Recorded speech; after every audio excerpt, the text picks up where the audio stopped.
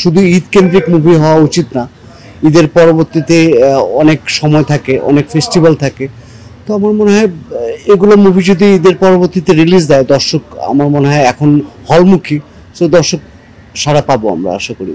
আমাদের কাজ চলছে উত্তরাটা, পাশাপাশি আমাদের বগুড়া প্রজেক্টের কাজ চলছে প্রায় শেষের দিকে। তারপর নারায়ণগঞ্জে আছে অন্যান্য প্রজেক্টের। এই বছরে আমরা আরও 10টা থেকে 12টা স্ক্রিন আমরা উদ্বোধন করতে পারবো বলে আশা করি। তো সবগুলো প্রজেক্টের আমাদের কাজ চলছে। ইনশাল্লাহ আমরা 100টা স্ক্রিন করার যে আমাদের মানে কমিটমেন্ট, ওইভাবে আমরা পর্যায়ক্রমে 100টা স্ক্রিন করবো ইনশাল্লাহ আগামী কয়েক বছরের মধ্যে। আমাদের চেয়ারম্যান স্যারও এই কথাটা বলেছে। তো আমরা ওভাবেই কাজ করে যাচ্ছি। ইনশাল্লাহ এই বছরে আমরা 10টা থেকে 12টা স্ক্রিন আমরা করতে পারবো আশা করি। তো ইনশাল্লাহ ভালো কিছু হবে আশা করি।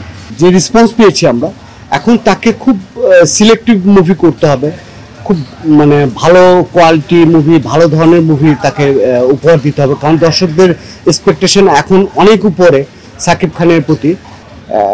খুবই ভালো সারা দিন, মানে তার গেট আপ বলেন, তার ওভারঅল লুকস বলেন, সব কিছু মিলে তুফান মুভিটা মানে দুর্দান্ত ওপেনিং ছিল এবং আজ অবধি পর্যন্ত মানে হিউজ দর্শক দেখছে।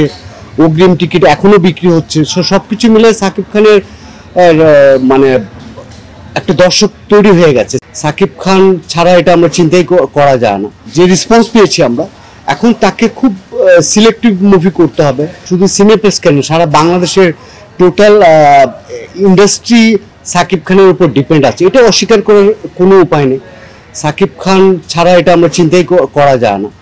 আর তুফান তো এটা মানে খুবই ভালো সারা দিন, মানে তার গেট আপ বলেন, তার ওভারঅল লুকস বলেন, সব কিছু মিলে তুফান মুভিটা মানে দুর্দান্ত ওপেনিং ছিল এবং আজ অবধি পর্যন্ত মানে হিউজ দর্শক দেখছে। অগ্রিম টিকিট এখনো বিক্রি হচ্ছে।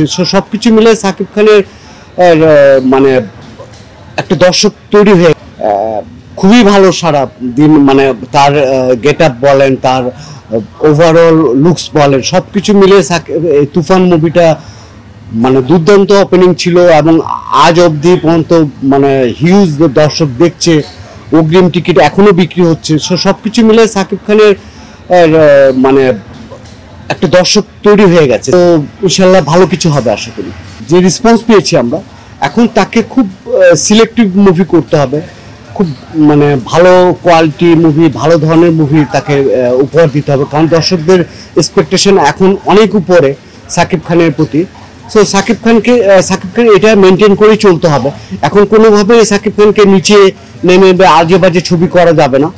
এখন উপরের দিকে চিন্তা করতে হবে এবং আরো কিভাবে নিজেকে আপগ্রেড করা যায় সেভাবে চিন্তা করে এগিয়ে যাবে বলে আমি মনে করি। ঈদের সিনেমা এটা খুবই ভালো রেসপন্স আমরা ঈদের দিন থেকেই পাচ্ছি এবং স্টিল আমাদের আগামী কয়েকদিনের অ্যাডভান্স টিকিট এখনো বিক্রি হচ্ছে। এটার কিন্তু সারা মানে দর্শক কোনোভাবে কমছে না। এখনো দর্শকের প্রচুর চাহিদা আছে তুফান নিয়ে। সো আর তার পরবর্তী আমাদের হাতে তেমন কোনো মুভি নেই, তবে শুনেছি আমি জঙ্গলি মুভি রিলিজ দিবে, দরদ মুভি রিলিজ দিবে। তো এভাবে ঈদের পরবর্তীতে যদি রিলিজ দেয় ভালো হয়, হল মালিকদের জন্য সুবিধা হয়, দর্শকদের জন্য সুবিধা হয়, যে কয়েক মাস আমরা চালাতে পারবো এই কয়েকটা মুভি দিয়ে। তো স্টিল তুফান দর্শক দেখছে। তুফান মনে হয় এই মাসটা জুড়ে থাকবে এবং শো কোনোভাবেই কমছে না। এখনও 50টার প্রায় কাছাকাছি শো আছে। তো দর্শক এখনও তুফানের প্রচুর সাড়া পাচ্ছি দর্শকের। আর তুফানের পরে অন্যান্য মুভি আসলে এটা